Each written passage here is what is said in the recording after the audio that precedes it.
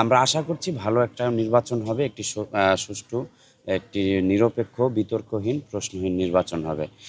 তো তারপরেও যেহেতু অন্যান্য যেই ছাত্র সংসদ নির্বাচনগুলোতে কিছু না কিছু বিতর্ক রয়েছে, আপনারা যারা সংবাদ মাধ্যম কর্মী আছেন, আপনাদের কাছে আমার অনুরোধ, আপনারা একদম একটি নিরপেক্ষ ভূমিকা পালন করবেন এবং কোথাও যদি কোনো অসঙ্গতি থাকে আপনারা সেটি জাতির সামনে তুলে ধরবেন। আমরা যারা প্রার্থী, আপনারা জানেন আমরা কিন্তু এটা নিয়ে দৌড়ঝাঁপ করছি ভোট চাওয়া নিয়ে এবং প্রার্থীদের কাছে নিয়ে। এই ব্যাপারে আমি আসলে জানি, তবে বিস্তারিত আমি এখন বলতে পারছি না। এটা বিস্তারিত জেনে আপনাদের অবশ্যই জানাবো।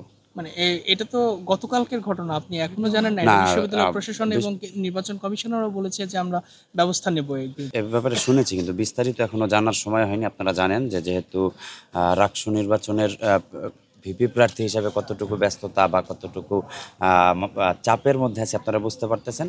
অবশ্যই এটা জানার পরে আমি মন্তব্য অবশ্যই করবো। কেন্দ্রীয় নেতা হিসেবে তিনি আপনাদেরকে কি ধরনের নির্দেশনা দিয়ে গেছেন? কেন্দ্রীয় নেতা হিসেবে তিনি নির্দেশনা যেটুকু দিয়েছেন যে একটি তারও আশা যে একটি সুষ্ঠু সুন্দর নির্বাচন হবে। দলীয় যে নির্দেশনা একটি সুন্দর সুষ্ঠু নির্বাচন করার জন্য আমাদের যতটুকু আচরণবিধির মধ্যে থেকে এবং ভোটারদের ভালোবাসা অর্জন করে যেন আমরা এই নির্বাচনটি সম্পন্ন করতে পারি, এই নির্দেশনাই। আচরণবিধি লঙ্ঘন যদি তার থেকে হয়ে থাকে এটা অবশ্যই আমি পরে এটা মন্তব্য করবো। আমি তো বললাম আমরা রাবিয়ানরা, আমরা আলাদাভাবে স্বাধীন চেতা। কোথায় কি হলো, কোথায় কি হবে তা নিয়ে কিন্তু আমরা ভাবছি না।